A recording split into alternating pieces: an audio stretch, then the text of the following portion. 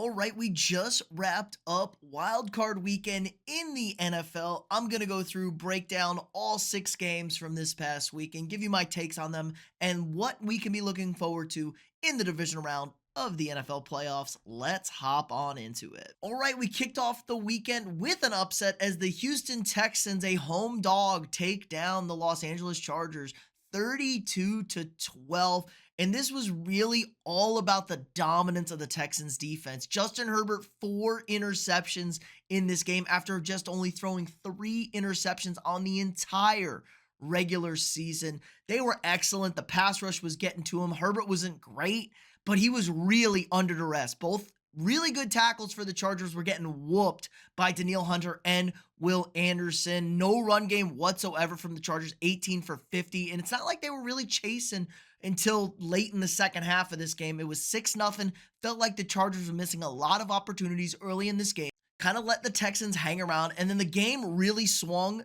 CJ Stroud backed up in his own end zone. Probably should have been called for intentional grounding. Really borderline, no call there. Would have made it 8-0 with the ball. Instead, they go and convert a 3rd and 16, go right down the field, get a touchdown, get a quick 3-and-out, and then kick a field goal right before the half, and that was all she wrote. An okay game from Stroud, 22 for 33, 282, a touchdown, and a horrendous interception.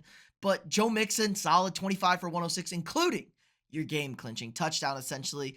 Nico does Nico things, 7 for 122 and a touchdown. Really kind of shows that the Chargers and the offense are limited. Ladd McConkey, 9 for 197, did have an 86-yard touchdown, but he was covered on that. Even guys were not open in this game, and it shows you need a dude at wide receiver. Chargers don't have a dude. Ladd McConkey's good, but he ain't that guy, especially as a rookie. So disappointing finish for the Chargers, but a really nice win for the Texans as they head to Kansas City coming off the bye. Okay, the Ravens dispatch of the Steelers 28-14 in an AFC North showdown. And this game really wasn't too close. 21-0 at the half. Pittsburgh couldn't get anything going on offense. It looked like their defense had quit. TJ Watt, something insane, 190 snaps without recording a defensive stat. I don't know what happened to him, but, they made it a little bit closer in the second half. Russell Wilson, I thought, played well in this game, 272 touchdowns, had a nice little couple of drives where they scored in the third quarter, but really, this Ravens defense was stifling most of the day, and this rushing attack, Lamar, 15 for 81, I think they got a cutback on the running a little bit if you want to keep Lamar healthy. He did get it banged up a bit in this game. Derrick the King Henry, 26 for 186 and 2 tutties on the day. Really felt his impact on this team. Really no Zay Flowers, so not much passing. 175 and 2 touchdowns. Bateman caught his usual touchdown for the Ravens. This game got a little questionable. What are we going to see? They got pressed a little bit. Is this Lamar going to collapse and choke in the playoffs? No, sir. They answered any questions you'd want, but a ton of questions now for Pittsburgh. 0 running game for them. Pickens had his 5 for 87 and a touchdown, but still was acting like a crazy person. Your next leading receiver, Najee Harris, for 41. It was kind of a weird season. Pittsburgh loses 5 straight to close the year. I don't know what's going on there, but Baltimore looking real strong as they head into the divisional round against the Buffalo Bills. Okay, another bad game on Sunday. Buffalo blows out the Broncos 31-7. Now, Bo Nix and the boys got it kicked off early, getting a touchdown, a 43-yarder to Troy Franklin on the first drive of the game. But then after that, absolutely nothing for them. Bo Nix didn't look comfortable really at all, was rolling out a lot, and Buffalo wasn't going to let him scramble for much. Was their leading rusher, 4 for 43. But there was a point in this game, he had 63 yards on the first drive passing, was at 120-something in the fourth quarter. So really, they struggled to move the football, Denver, and their defense did not really come to play. Now, there was a moment there. It was 10-7 in the first half. Denver misses a field goal right before the half that would have tied it up. But Buffalo struggled in the red zone early, and they fixed those problems. They pounded the rock against Denver. 44 carries for 210, average of 4.48 against one of the best run defenses in football. James Cook with a $120 and a tutty. Allen added 46. Ty Johnson, 9 for 44. So just a dominating performance all around by the Buffalo Bills. They looked strong. The defense was good besides the first drive of the game. And this, patented Bills passing distribution. 3 receptions, 6, 3, 2, 2, 1, 2. just all over the place. And Keon Coleman only had the 1 for 5, and he's been probably one of your better receivers. Khalil Shakir, your leader, but he's more of a slot guy. He's like your number one. Where the hell is Amari Cooper been? I don't know, but great performance all around for the Bills as they get ready to host the Baltimore Ravens.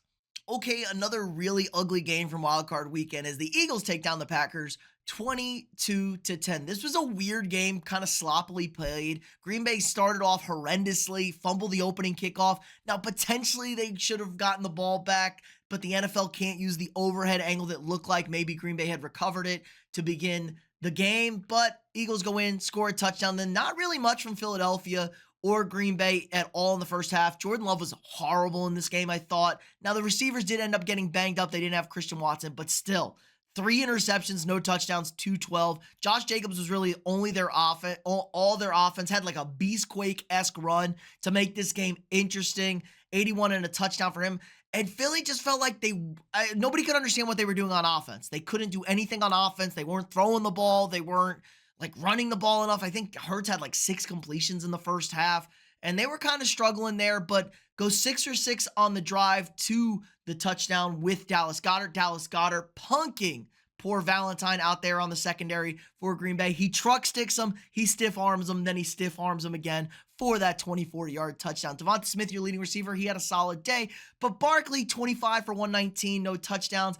Probably could have been 25 for about $150 or $160, depending, but you know, alas, he slid at the end there. Hurts finished okay, 131 for 2 touchdowns. If you look at Hurts' numbers in these wins, it's kind of crazy how little they pass, but the elite Eagles defense just shuts down Green Bay. This was a 6-point game at a time late, and you know what? Philly did enough to get the job done, and now the Packers have a real question on their hands. How are they feeling about their $50 million quarterback in Jordan Love? Eagles setting to host the Los Angeles Rams. Okay, easily the best game of the weekend for us and our only road team to bring home the dub. The Washington Commanders take down the Buccaneers 23-20 in Tampa Bay. A doink to send them to the divisional round and their first playoff win since 2006. Jayden Daniels was great in this game.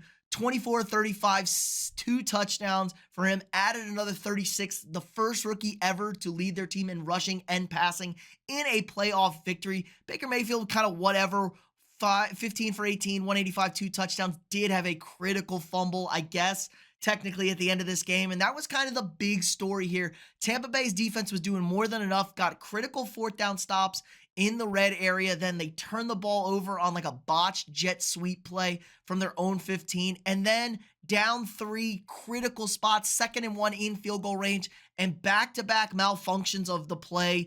They lose yardage. They have to settle for the field goal, and then Washington goes down the field. Huge 3rd and 1 conversion by Jayden Daniels, and they knock home the doink field goal for the win. Great game all around. Diami Brown, 89 yards and a touchdown, including one on 4th down to give him the lead in the 4th quarter. Scary Terry with his typical 89 and a tutty. Austin Eckler with some critical catches, 3 for 26, and he was really their only running back that did anything. I mean, we know Tampa's going to be able to stop the run, and they really stopped the run against Washington. Bucky Irving, a solid day. Mike Evans, 7 for 92 and a touchdown, was killing Marshawn Lattimore. I'm really disappointed Tampa didn't go back to that more often because it felt like no matter what, Mike was just going to win that matchup. So disappointing loss for the Buccaneers, but the Commanders' reward is heading to the 1-seeded Detroit Lions this weekend. And finally, all I know is pain as the Los Angeles Rams take down my Minnesota Vikings 27-9. And this game was really simple. One factor, personally,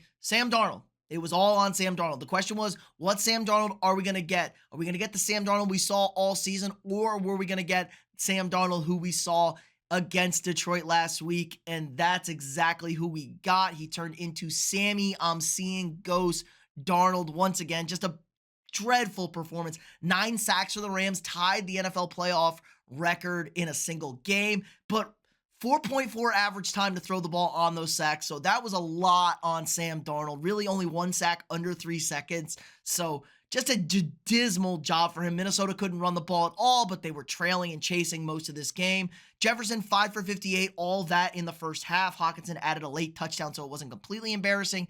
But the Rams didn't have to do much. They came out, started strong, go right down the field, get the touchdown, force the 3 and out, get a field goal there, but then the defense has a scoop and score. And then a fourth down stop leads to a short field for them, and they didn't have to do anything in the second half. Kyron Williams, 16 for 76 in the end of this game. I mean, Higbee, 58, their leading receiver, and he was out early in this game with a chest injury. Puka, 5 for 44, whatever, and then the one catch late in the game for Cooper Kupp. Where the hell has Cooper Kupp been? But a patented Matt Stafford, Sean McVay performance, and just a dreadful end to the season for my Vikings. And Sam Darnold showed us a lesson in how to throw away $100 million. But that's going to do it for us this week. Let me know what you guys think in the comments down below. What were your takeaways from the wildcard weekend? What are we expecting in the divisional round? We'll be streaming live Wednesday night to break down everything in the divisional round. We'll also have a video on Thursday, more in-depth, more solo style to break down the divisional round, give you my thoughts and takeaways. We'll be live all day Saturday for our two games between the Chiefs and the Texans and the Commanders and the Lions, and then live again Sunday night to wrap up our divisional round and what our takeaways will be for our final four teams in the conference championship game. If you haven't already, let me know what you got. If you haven't already, drop a quick like on this video, hit that thumbs up, subscribe to the channel. We got daily sports content for you guys. If you want to support the channel more, sign up for a channel membership. Help support me, allows me to keep making this great content for you guys every single day. Again, like, subscribe, and share, and I'll see y'all tomorrow.